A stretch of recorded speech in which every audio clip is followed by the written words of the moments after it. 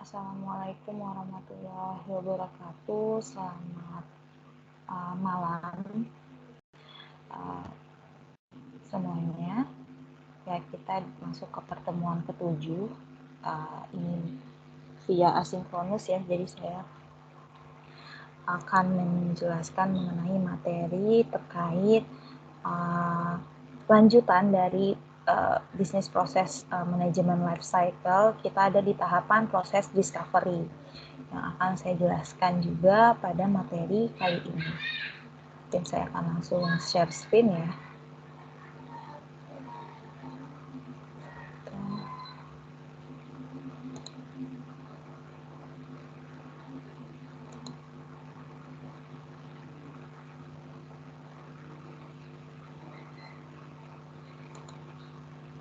Oke.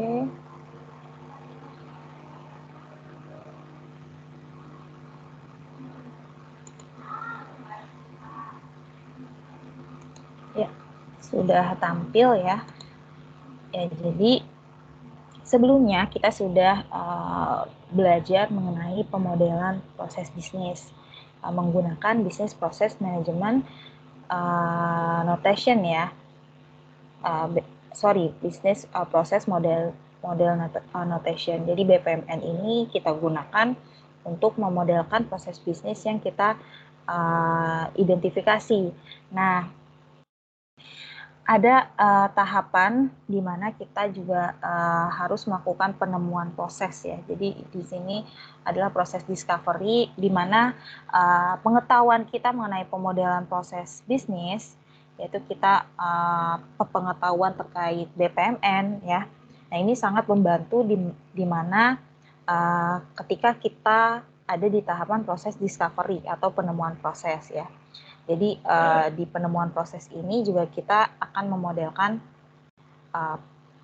proses bisnis ya. Jadi sebelumnya kita sudah belajar mengenai bagaimana cara memodelkan proses bisnis, bagaimana kita menggunakan elemen-elemen yang ada pada BPMN. Nah, ini sangat berguna untuk kita gunakan ya ketika kita di proses discovery. Oke, jadi proses discovery ini merupakan tahap kedua ya di dalam BPM Life Cycle. Nah, jadi dalam proses discovery kita akan belajar bagaimana caranya untuk menemukan proses bisnis yang benar-benar dilakukan oleh perusahaan saat ini atau proses as is ya. Jadi di penemuan proses ini kita belajar ya untuk menemukan proses bisnis yang benar-benar dilakukan oleh perusahaan ya.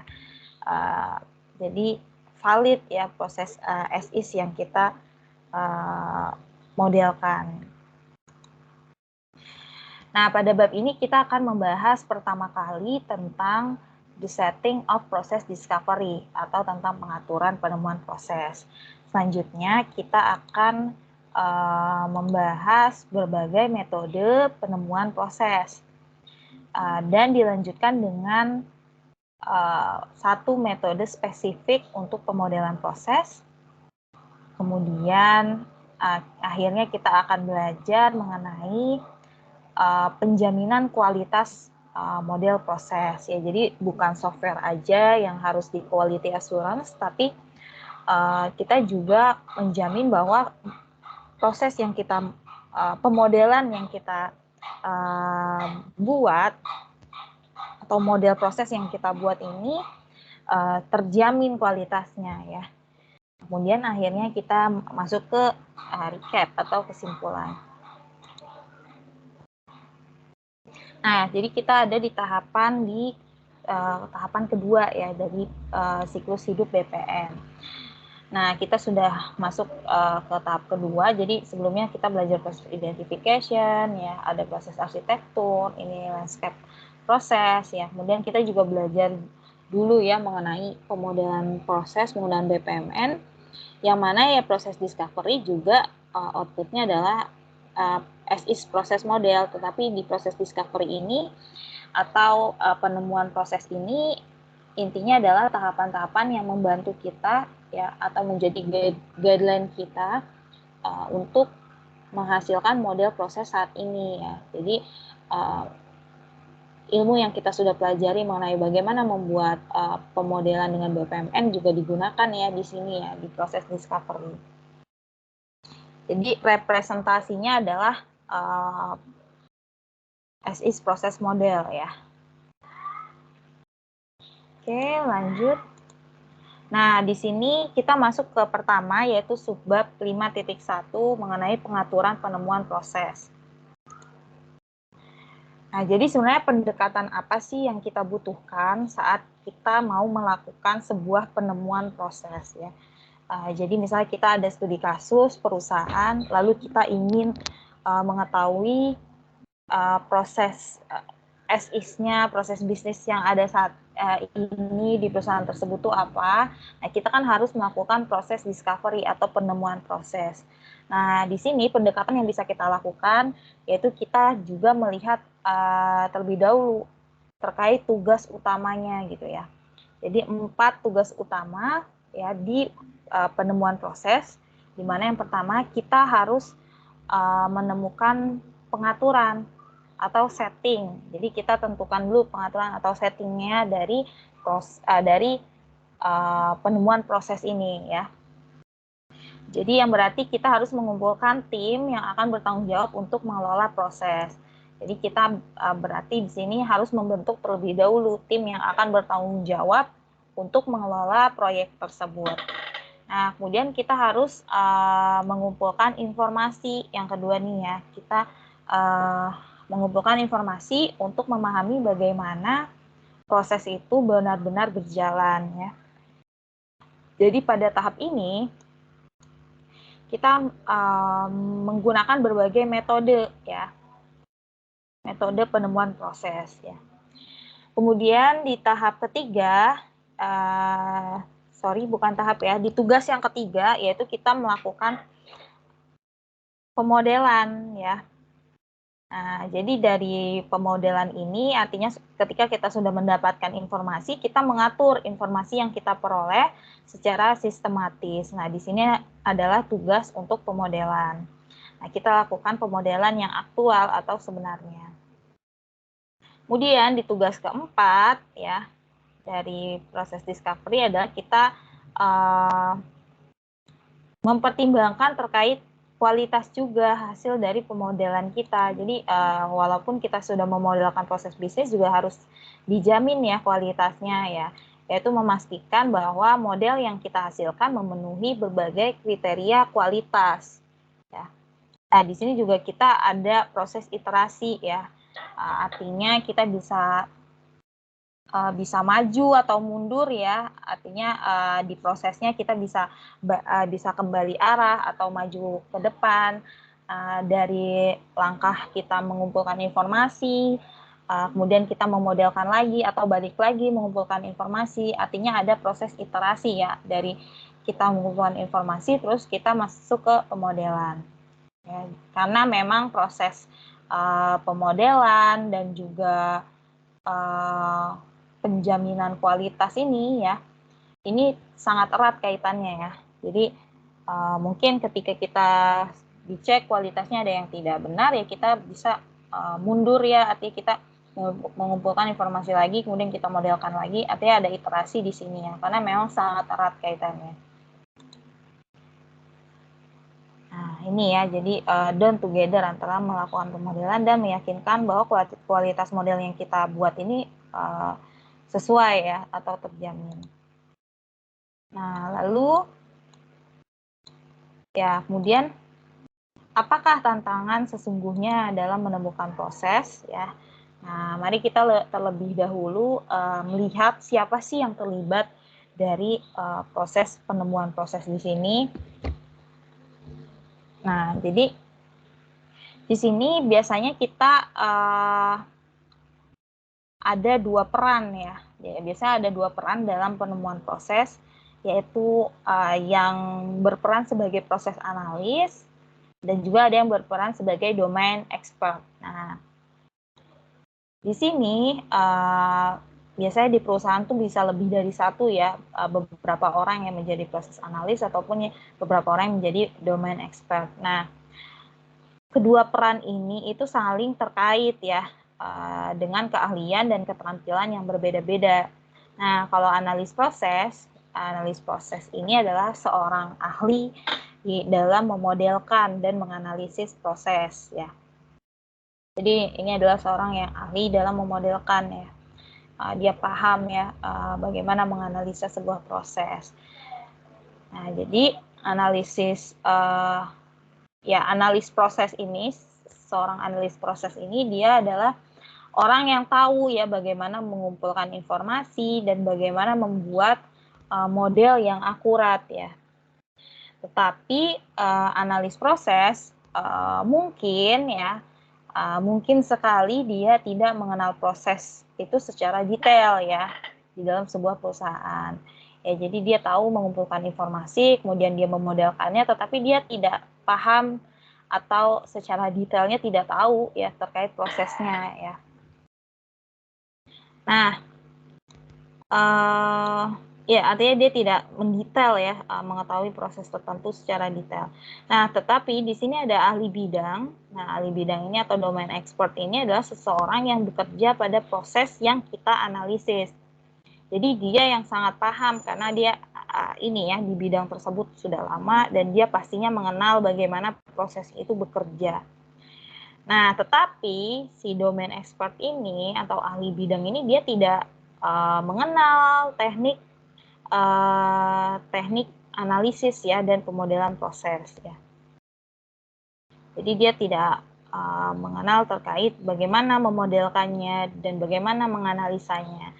Nah, jadi kedua peran ini saling berkaitan ya. Artinya dia perlu bekerja sama untuk menghasilkan model proses yang akurat.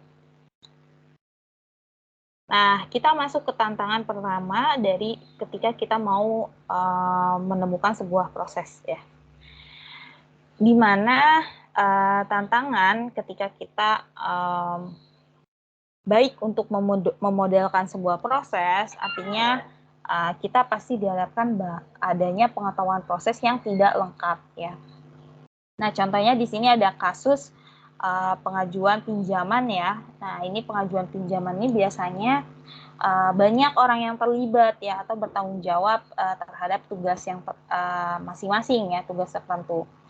Nah, jadi dalam sebuah proses bisnis itu terkadang partisipan prosesnya itu memiliki pandangan yang terpotong ya atau tidak lengkap. Nah, jadi ada seseorang yang berperan untuk melakukan cek kredit misalnya ya. Berperan untuk melakukan cek kredit, dia mungkin tidak tahu apa yang akan terjadi di bagian belakang dari proses penanganan pinjaman tersebut. Nah, jadi penemuan proses di sini atau proses discovery di sini berfungsi untuk menyatukan potongan-potongan pengetahuan ini ya. Nah, jadi kita perlu secara iteratif ya memfasilitasi proses ini ya untuk memastikan potongan-potongan yang terpisah ini bisa saling menyatu ya dan menyeluruh.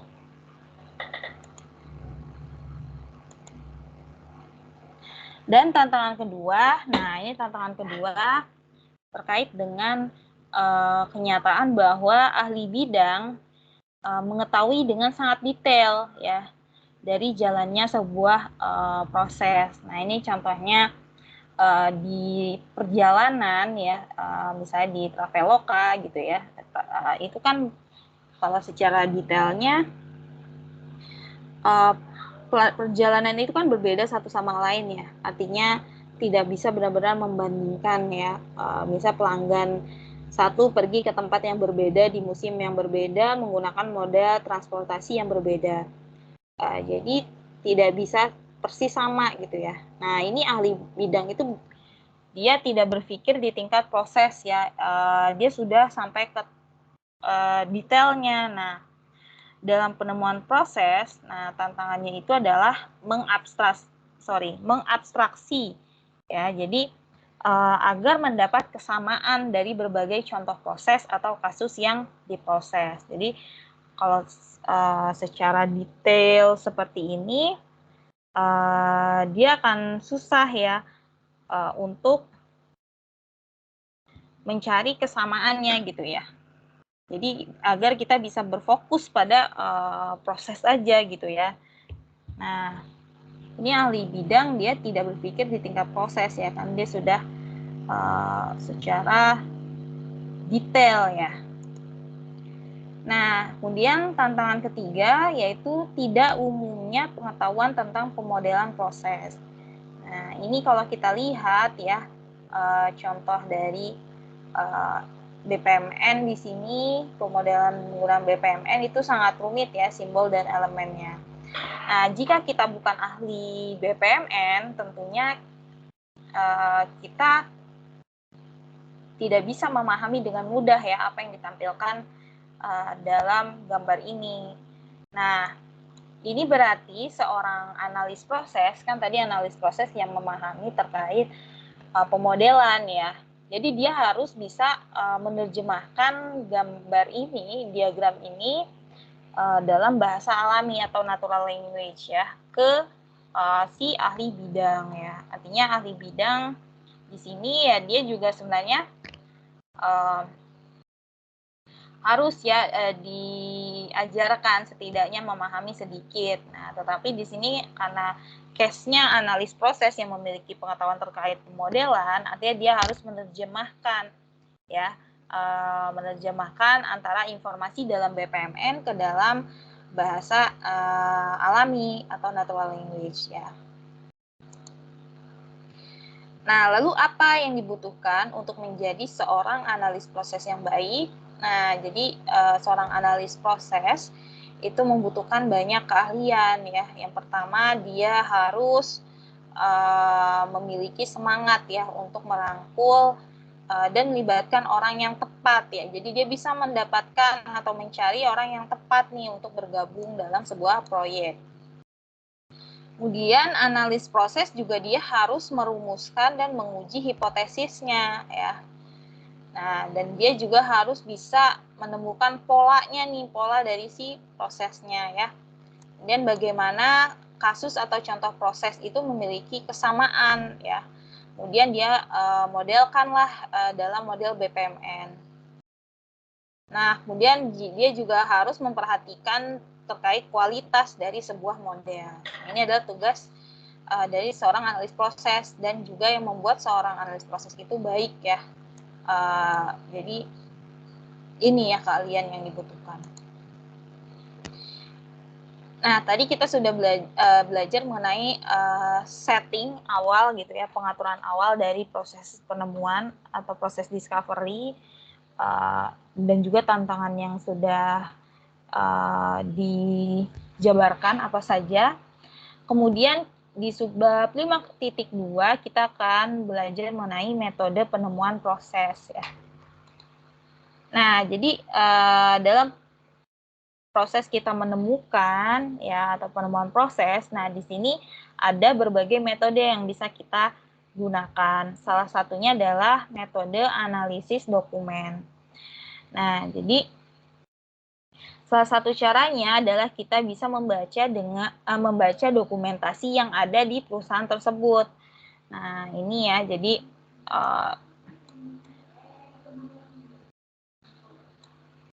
nah ini dokumen menunjukkan peran, aktivitas, dan objek bisnis yang ada ya.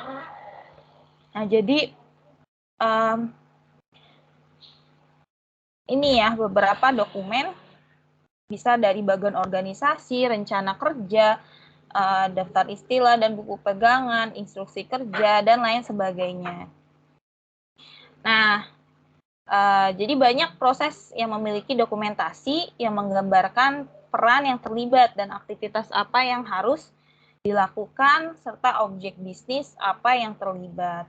Nah, terdapat juga berbagai dokumen yang tidak langsung berkaitan dengan proses ya, tetapi sangat terkait dengan aspek tertentu, misalnya kebijakan internal ya, bagian organisasi ya yang tidak langsung berkaitan, tetapi memang ada kaitannya dengan beberapa aspek ya. Jadi seperti bagan ya tadi, bagan organisasi, rencana kerja, laporan sertifikat. Nah, jadi informasi-informasi ini merupakan bernilai ya untuk kita melakukan penemuan proses.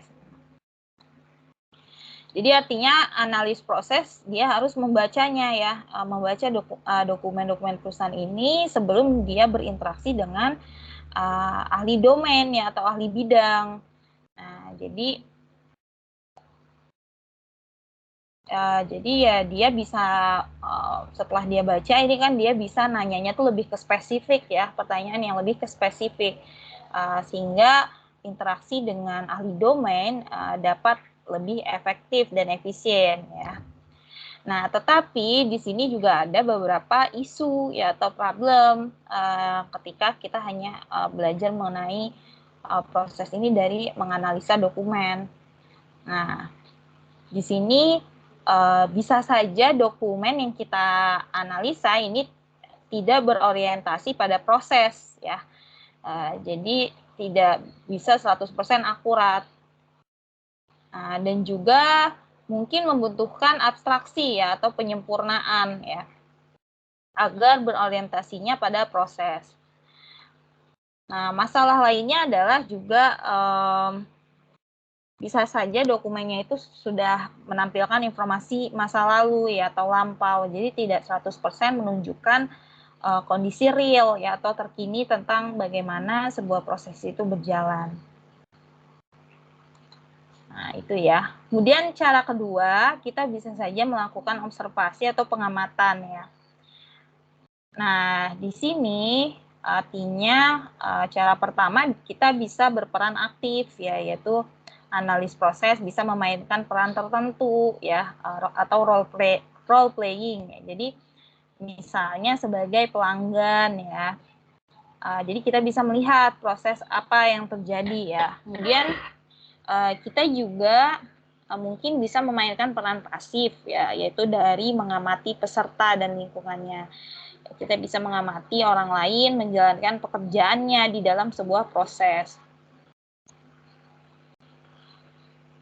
Nah, pengamatan paling baik adalah diatur dengan kita melacak objek bisnis ya. Jadi kita mengamati objek bisnis melewati sebuah proses. Misal objek bisnisnya dokumen ya, dokumen pendaftaran. Bagaimana dokumen pendaftaran itu dari peserta atau user sampai ke perusahaan misalnya. Jadi kita melihat atau melacak objek bisnis itu melewati sebuah proses.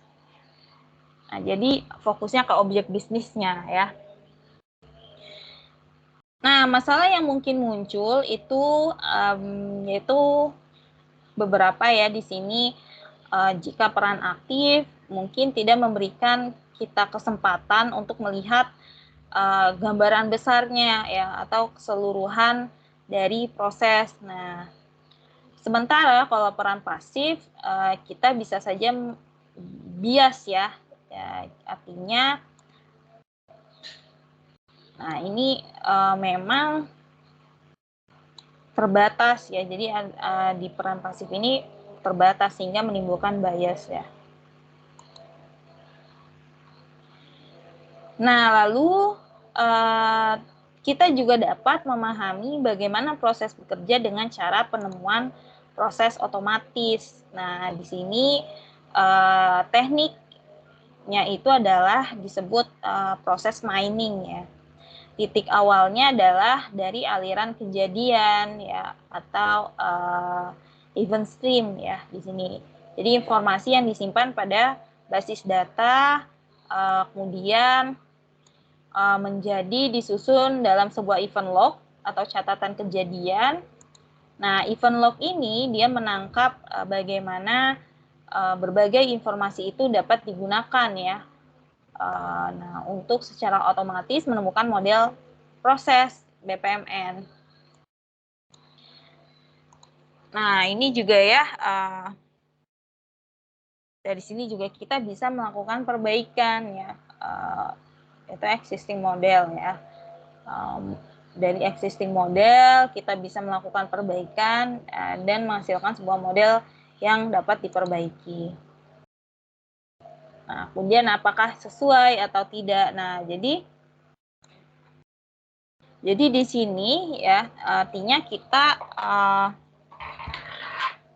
ya dari sini kita bisa melihat proses model yang sudah ada ya, kemudian kita cek kesesuaiannya ya, apakah ada penyimpangan atau tidak. Nah, artinya kita bisa juga memperbaiki proses model dan kita juga dapat mendapatkan informasinya juga di sini ya.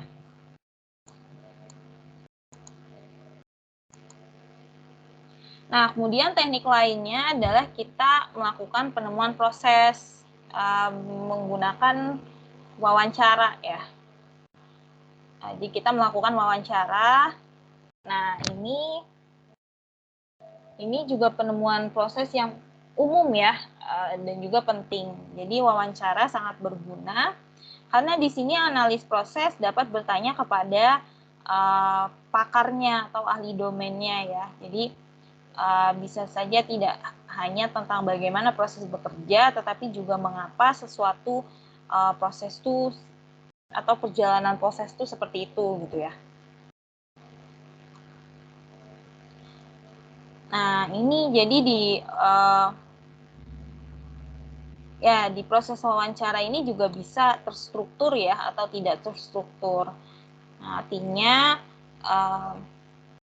hal yang paling penting juga di proses wawancara itu adalah terminologi yang digunakan antara analis proses dan analis atau pakar domain ya, atau ahli bidang di sini. Jadi harus sama-sama memiliki pemahaman yang sama nih terkait terminologi yang digunakan. Nah, misalnya dia istilah terkait proses atau proyek ya. Nah, ini juga harus benar-benar di-clear-kan. Siapa tahu pemahamannya ahli bidang proyek itu adalah proses, sedangkan yang dimaksud dari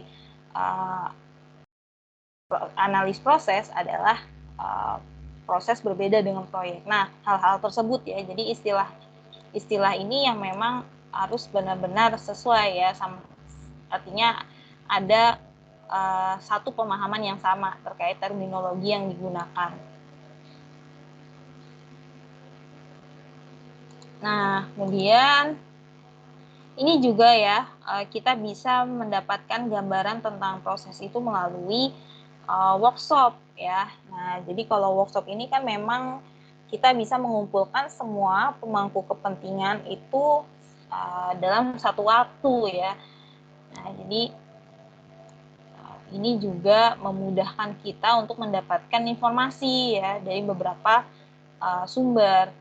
Nah, di workshop ini juga biasanya waktunya ini ya, bisa 3 sampai 5 hari ya, per harinya itu bisa setengah atau separuh hari ya. Jadi di workshop ini kita memastikan bahwa proses ini sampai bisa kita pahami sampai ke tingkat kedetailan yang sesuai ya.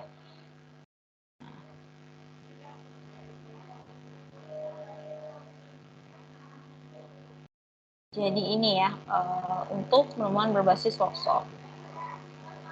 Nah, di sini juga ada tantangannya ya dari penemuan proses berbasis workshop. Artinya di sini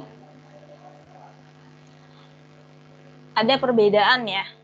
Ada perbedaan pendekatan dari penemuan proses berbasis workshop untuk jenis perusahaan yang berbeda ya. Jadi di sini kita harus pahami dulu. Misalnya ada perusahaan A, dia ini mungkin terbiasa bisa berdiskusi ya, terbiasa berdiskusi dan bekerja sama untuk menyelesaikan masalah.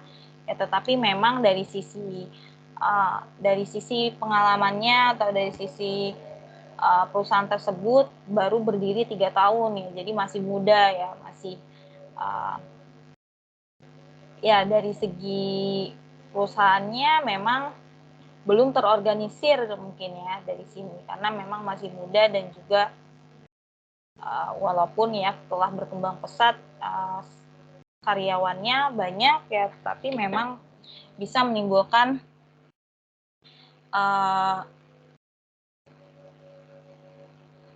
bisa menimbulkan samar-samar di sini dari dia menerjemahkan prosesnya ya, karena masih muda istilahnya perusahaannya. Nah, sedangkan di sini juga ada perusahaan B yang dia tuh cenderung terstruktur, artinya dia sudah lama gitu ya berdiri, tapi di sisi lain partisipan di perusahaan ini mungkin dia tidak berjalan dalam budaya yang mengarah pada diskusi ya. Nah, jadi di sini contohnya dia dimiliki oleh pemerintahan ya. Nah, jadi di sini adalah kekurangan ya dari pendekatan penemuan berbasis workshop ya. Nah, di sini kita bisa melihat kekuatan dan kelemahan dari metode penemuan proses. Di sini yang bisa menjadi pertimbangan kita ya untuk memilih. Misalnya kita ada di kasus sebuah perusahaan A gitu ya, dia baru berdiri tadi ya contohnya. Kemudian kita bisa menimbang-nimbang pendekatan mana nih metodenya yang bisa kita gunakan ya. Apakah analisis dokumen, ternyata kekuatannya ini informasi terstruktur, independen, dan ketersediaan, kemudian pemangku kepentingan. Independen dari ketersediaan pemangku kepentingan. Nah, kelemahannya mungkin materialnya tidak terkini, level abstraksi yang kurang tepat. Nah, jadi ada beberapa kelebihan dan kekurangannya masing-masing yang bisa kita pertimbangkan. Nah, tadi kita sudah masuk ke subbab 5.2, sekarang ke subbab 5.3, yaitu metode pemodelan proses. Nah, untuk metode pemodelan proses, di sini kita bisa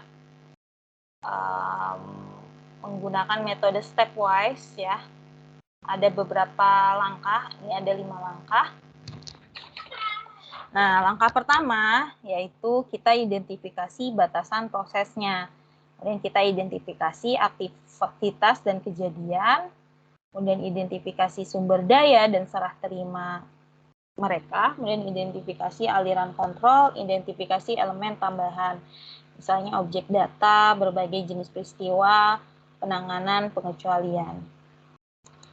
Kita masuk ke identifikasi batasan proses, di mana di sini kita menentukan batasannya ya. Kita harus mengetahui lebih dahulu apa pemicu dari proses ya. Nah, ini ya. Saya pemicu proses itu permintaan pembelian diterima. Nah, ini kan mungkin sudah paham ya, pemicu proses itu yang jadi start event ya, yang ya bisa yang memulai atau memicu sebuah proses itu berjalan. Dan kita juga perlu memahami apa saja hasil-hasil yang mungkin, ya baik positif maupun negatif. Nah, jadi misalnya hasil positifnya pesanan terpenuhi, kemudian hasil negatifnya pesanan ditolak gitu ya. Kemudian kita juga harus mengklarifikasi perspektif siapa nih yang kita gunakan ya untuk memodelkan proses. Nah, misal perspektifnya itu dari sisi penjual ya. Kemudian artefak yang dibutuhkan sebagai input dan output untuk proses. Misalnya inputnya adalah pesanan pembelian, outputnya tagihan ya. Nah, ini ya, jadi dari sisi batasan proses. Kemudian kita juga perlu menentukan aktivitas dan kejadian utama. Nah, dalam contoh kita sudah diidentifikasi pemicu dan hasil akhirnya. Nah, ini terdapat beberapa aktivitas ya di antara pemicu dan hasil, yaitu tersediaan stok ya, konfirmasi pesanan barang, kemudian kirimkan barang, kemudian tolak pesanan, dan ya sampai ke arsipkan pesan.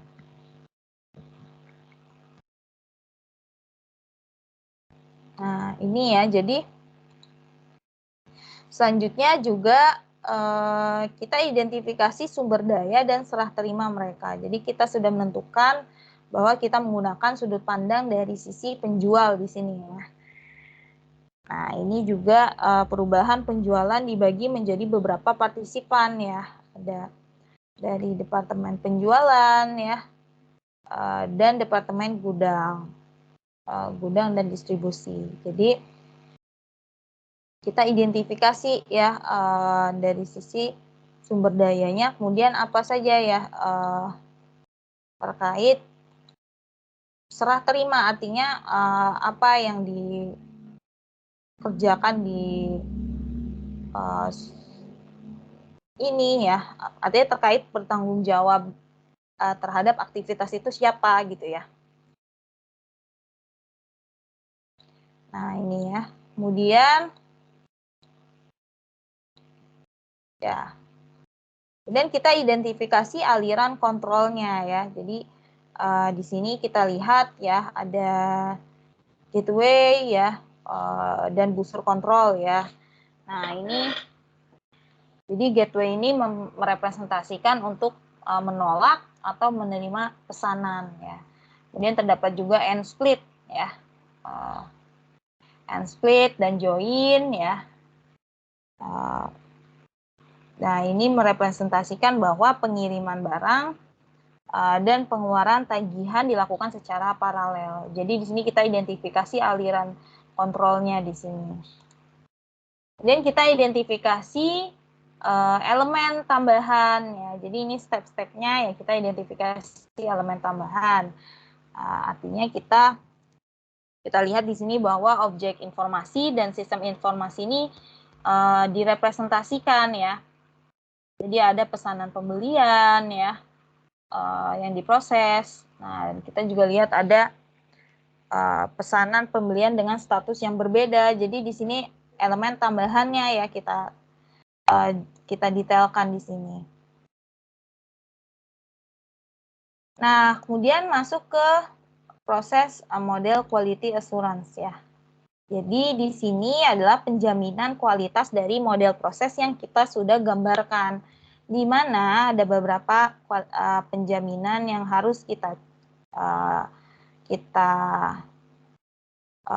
cek atau kita pastikan, yaitu terkait kualitas dari sintaks ya, kualitas dari sintaksnya, dan teknik yang bisa kita gunakan adalah teknik verifikasi, yaitu dengan kebenaran strukturalnya ya, dari strukturnya dan juga dari kebenaran perilaku.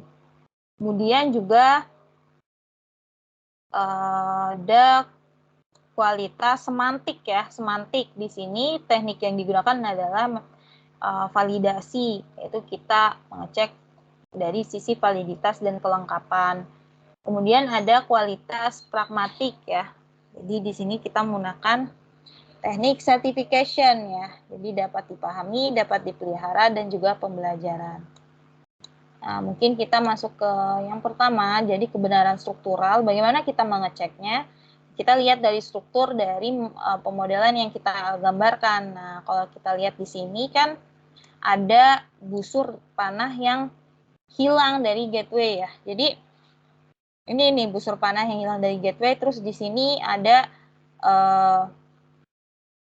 panah yang keluar tapi tidak tersambung dengan apapun di sini ya. Nah, jadi ini kan kalau dilihat bahwa bagaimana kita mengecek kualitas dari pemodelan yang kita gambarkan ya, kita lihat kebenaran strukturalnya ya, dari sini terlihat ya tidak benar. Nah, ini ya.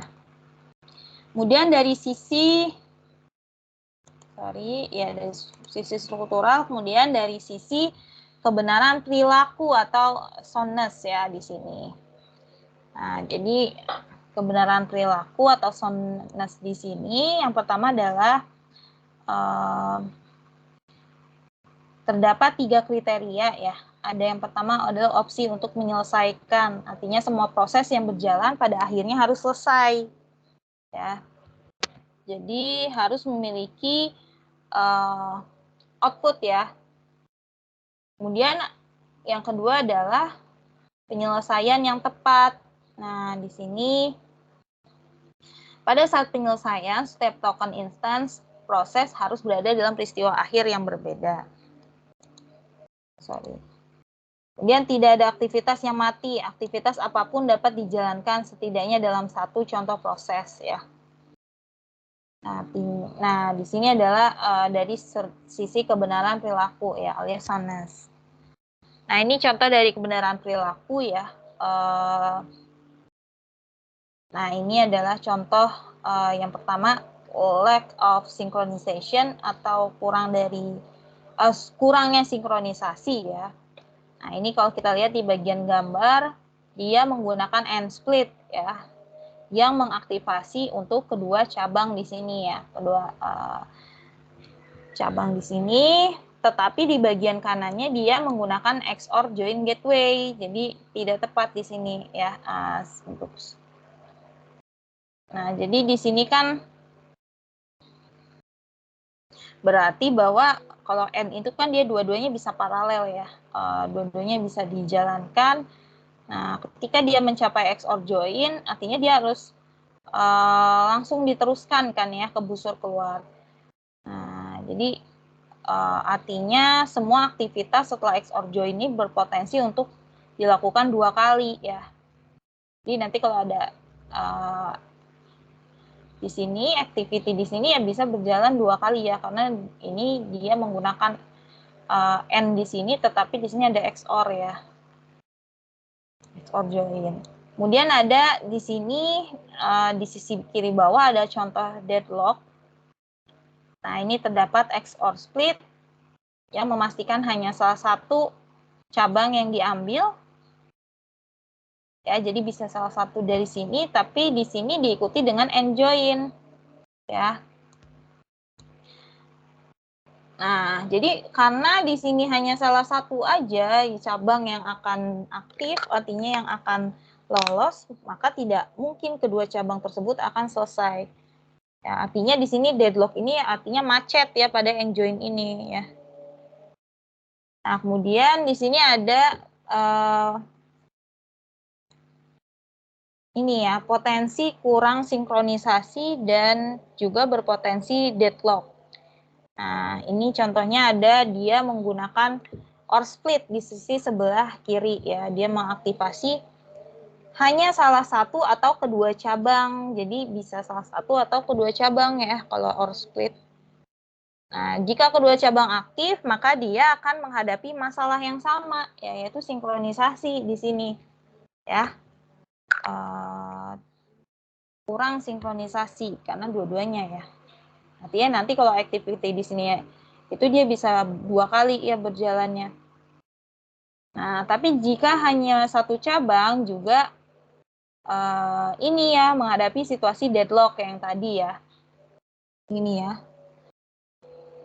Nah, kemudian di bagian terakhir ini disebut live lock ya, yaitu loop yang tidak ada akhir. Nah, kita mulai loop dengan masuk melalui XOR gateway ya. Nah, lalu kita memasuki end split di sini. Nah, ini berarti setiap masuk ke end split maka dia akan mengaktifasi cabang yang ada di dalam dan di luar loop ya, sehingga prosesnya tidak akan berhenti di sini. Nah, jadi semua pola ini ya, yaitu pola yang bisa kita buat menjadi alat verifikasi ya untuk mengidentifikasi beberapa perilaku yang salah ya. Jadi di sini adalah perilaku dari sisi prosesnya ya, yang perilakunya tuh salah di sini. Kemudian kualitas semantik ya. Nah, ini kualitas semantik, ini bisa dicek validasi ya, kita perlu memvalidasi. Nah, ini artinya di sini juga kita ada interaksi dengan bertanya kepada ahli domain ya, atau pakar domain untuk mengetahui apakah model yang kita kembangkan ini valid atau tidak. Nah, jadi di sini untuk kualitas semantik, analis proses harus menanyakan pertanyaan yang spesifik ya. Nah, kepada ahli domain. Jadi validasi adalah kegiatan ya untuk memeriksa kualitas semantik model dan membandingkannya dengan proses bisnis dunia nyatanya. Nah, ini ya kualitas semantik itu berkaitan dengan kepatuhan model proses untuk proses di realnya maksudnya atau dunia nyata. Nah, ini contohnya ya tentang kualitas semantik. Nah, misalnya di sini ya sudah pernah kita bahas terkait pengiriman barang ke gudang Amsterdam dan Hamburg ya. Nah, ini contohnya di sini dia menggunakan and split dan XOR ya di sini. Nah, jadi di sini kesalahannya adalah dia ada yang tidak meneruskan produk ke Amsterdam dan juga produk ke Hamburg ya. Artinya di sini terdapat isu ya, terdapat isu yang tidak valid karena artinya kita artinya di sini tidak ada pesanan yang mengandung produk Amsterdam dan juga produk Hamburg ya. Berarti tidak ada produk keduanya di situ ya. Artinya kita tidak membuat suborder sama sekali di sini. Nah, jadi di sini adalah kita perlu bertanya kepada ahli bidangnya atau domain expertnya ya, karena di sini terkait kualitas semantik ya. Nah, kita harus mendetailkan, artinya mengetahui deskripsi dari prosesnya secara detail dari si ahli domain ya, domain expertnya. Nah, karena tidak mungkin di sini ya bahwa ada produk masuk di sini kan ya. Nah, ini dia tidak mengandung keduanya kan ya. Berarti artinya tidak terjadi proses di sini. Nah, tidak mungkin bahwa produk tidak ada di gudang Amsterdam atau di gudang Hamburg ya. Nah, ini bagaimana dengan model ini ya berdasarkan referensi dengan deskripsi yang sama. Nah, ini ya. Nah, ini jadi ini kalau di sini dia terdapat XOR split ya. Jadi kita harus memilih salah satu, apakah dia mengandung produk Amsterdam ataupun mengandung produk Hamburg ya. Tapi di sini dia tidak lengkap ya, tidak lengkap karena bisa saja pesanan itu masuk mengandung produk Amsterdam maupun Hamburg ya kan. Ini proses yang sudah pernah kita bahas ya. Jadi model ini tetap tidak benar secara semantik ya. Tapi alasannya berbeda ya dengan yang sebelumnya. Nah, jadi karena bisa saja pesanan ini mengandung produk keduanya kan ya. Nah, kalau mau benernya sudah pernah kita bahas ya proses BPMN yang benar itu bagaimana menggambarkannya.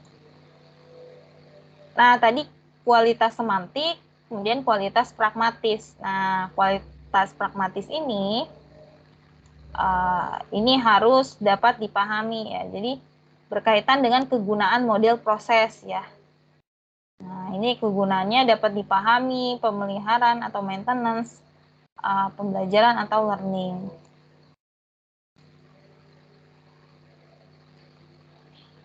Nah, jadi model yang kita buat itu memang harus efisien dan efektif ya. Artinya juga terkait kegunaan model harus dapat dipahami ya, harus dapat dipahami dan mendukung pembelajaran. Ya, ini mungkin dari sisi karakteristik model juga ya terkait tata letaknya ya, kemudian strukturnya, gitu ya. Nah, ini seperti beberapa pedoman terkait pelabelan aktivitas sebagai kata kerja, perintah, plus kata benda. Kemudian kalau event atau kejadian, kata benda ditambah kata kerja lampau.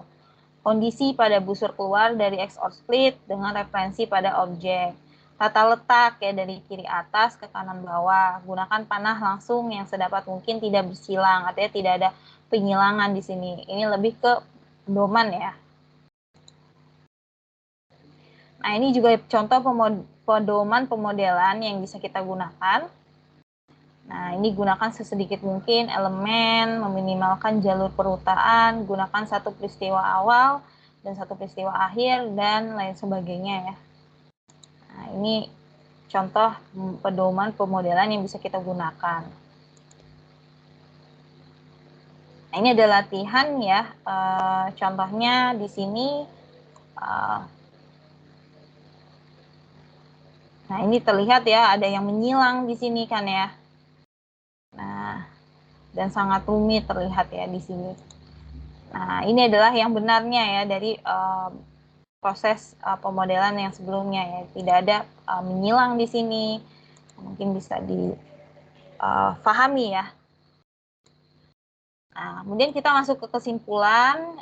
Jadi kita sudah melihat ya bahwa penemuan proses itu terdiri dari kita menentukan pengaturan atau kita setting dulu, kemudian kita kumpulkan informasi, kita melakukan pemodelan, memastikan kualitas model. Kemudian terdapat beberapa metode penemuan seperti analisis, analisis dokumen, observasi, penemuan proses otomatis, wawancara, dan workshop. Sebuah metode pemodelan dijalankan dengan mengidentifikasi batasan proses, kemudian aktivitas dan elemen, sumber daya dan serah terima, aliran kontrol, dan elemen tambahan. Penjaminan kualitas berkaitan dengan kualitas sintaksis, semantik, dan pragmatis. Ini buku utamanya masih kita gunakan. Dan sekian dari proses discovery atau penemuan proses. Terima kasih sudah menyimak. Nah, selanjutnya adalah kita akan membahas mengenai kualitatif proses analisis yang akan kita bahas setelah UTS. Sekian.